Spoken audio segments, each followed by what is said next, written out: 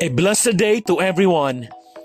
Welcome to our daily podcast, Hope and Strength for the Journey. Our scripture verse for today is found in the book of Romans chapter 8 verse 1 says, "Therefore, there is now no condemnation for those who are in Christ Jesus." It is so comforting to know that God's compassion and kindness are new every morning. Because of His great love, God has provided a way for your past to have zero power over you. You don't have to live in guilt and condemnation over your past failings. You can live with great hope for a bright future ahead. Ang talatang ito ay isang matagumpay na pahayag ng kalayaan at pag-asa para sa bawat mananampalataya. Matapos ang mga kabanatang naglalarawan sa pakikibaka ng sangkatauhan laban sa kasalanan, narating ni Pablo ang isang makapangyarihang pagbabago sa Romans chapter 8 verse 1. Dito, nakikita natin ang biyaya ng Diyos ng lubusan. Hindi niya lamang tayo inililigtas mula sa kasalanan, kundi pati sa kahatulan mismo. Because of Jesus, there is no fear of judgment, no record of wrongs to haunt us, and no barrier separating us from God's love. Romans chapter 8 verse 1 reminds us that our identity is secure in Christ, not defined by our past mistakes or personal failures. This verse invites us to live with joy, gratitude, and a renewed sense of purpose, knowing we are fully and forever forgiven. Amen. Number 1, position in Christ. Nagsisimula ang talata sa mga salitang walang kahatulan, na siyang katayuan natin kay Kristo. Ang pagiging kay Kristo ay nangangahulugang natatakpan tayo ng kanyang katwiran, hindi ng ating sariling gawa o pagkukulang. Just as someone under the shelter of a strong roof is protected from the storm, we in Christ are sheltered from judgment. Amen. Are you confident in your position? Remember that your standing is secured by Jesus, not by your own merit. Number 2, pardon through Christ. No condemnation means we are completely pardoned. Our guilt and sin removed by Jesus' sacrifice.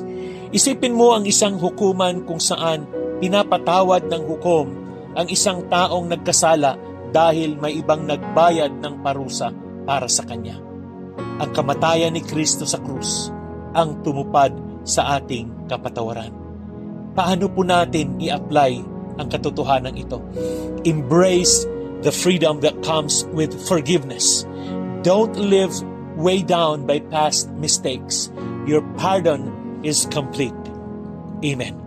Number 3, peace from Christ. This assurance of no condemnation brings peace. We can rest in God's grace, knowing we are fully accepted in His love. Tulad po ng isang batang nagpapahinga sa yakap ng magulang. Matatagpuan natin ang kapayapaan sa kaalaman na ang pagmamahal ng Diyos sa atin ay hindi matitinag. Hallelujah! Paano po natin i-apply ang mga katotohanan ito? Seek God's peace in times of doubt or guilt. Trust in His Word and let it calm your heart, remembering that no condemnation is a promise. Amen. And number 4, power by Christ. Being in Christ not only removes condemnation, but also empowers us to live differently. Romans chapter 8 speaks of the Spirit giving life and enabling us to live in God's way. Kung paanong lumalago ang isang halaman sa liwanag ng araw, tayo ay lumalago at pinapalakas ng pagmamahal ni Kristo at ng Espiritu Santo. Amen. Paano po natin i-apply ang mga katotohanan ito? Rely on Christ's power to live out your new life, walking in freedom, purpose, and love, as one who is fully forgiven and empowered. And as I wind up, Romans chapter 8 verse 1 is a powerful declaration of freedom, forgiveness, and peace for those who are in Christ Jesus. Let us live with confidence, knowing that our position in Christ is secure. Our pardon is complete, our peace is assured, and our power comes from Him alone. Amen. Let us pray. Heavenly Father, thank you for the gift of freedom from condemnation through Jesus Christ. We are humbled and grateful that despite our flaws and failures, you see us through His righteousness. Help us to live in the truth that there is now no condemnation for those who are in Christ Jesus. Let this truth bring us peace, courage, and strength as we walk with you each day. Fill us with your Spirit so we may grow in your love and reflect it to others. Guide our heart to stay close to you, resting in the assurance of your unshakable grace and mercy.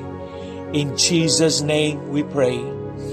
Amen and amen. Again, good day and have a wonderful day ahead of you. God bless you and your whole family. See you again tomorrow.